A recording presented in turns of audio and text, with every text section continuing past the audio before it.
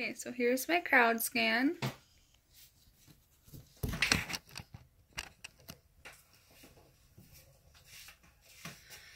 The blind self is exactly how it sounds, which is why you are going to want to hear this. First, I will talk about what the blind self is. Next, I will talk about characteristics of the blind self. Then I will talk about how the blind self affects you. And finally, I will talk about ways to avoid the blind self. Studies have shown that there are 4 selves that make a person up.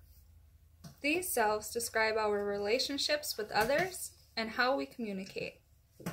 In 1955, 2 American psychologists, Joseph Luft and Harry Ingham, developed a tool called the Johari window to aid in self-awareness and personal development.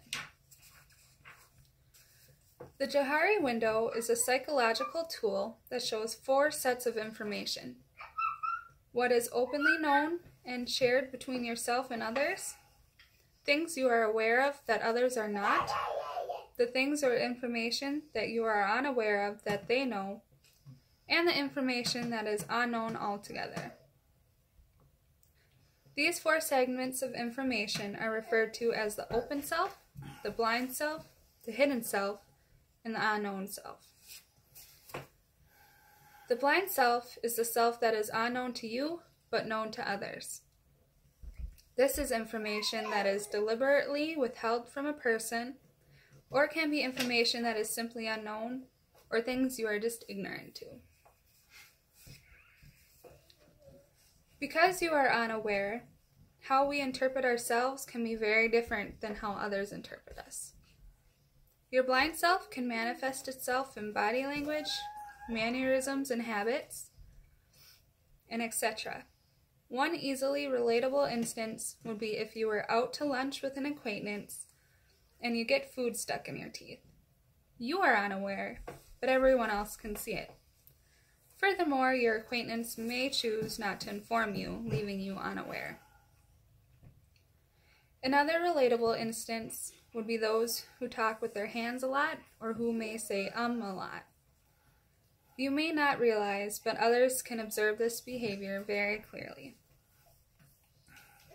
Each self goes hand in hand, but it is very important to reduce the blind self for ease of communication. To reduce your blind self, always remain open to feedback and constructive criticism. Pay closer attention to yourself and others you are communicating with. Increasing your open self, or any other self for that matter, will reduce your blind self. Your blind self is with you every day. Today I talked about what the blind self is, what the characteristics of the blind self are, how the blind self affects you, and lastly, how to avoid the blind self. Okay, so here's my ending crowd scan.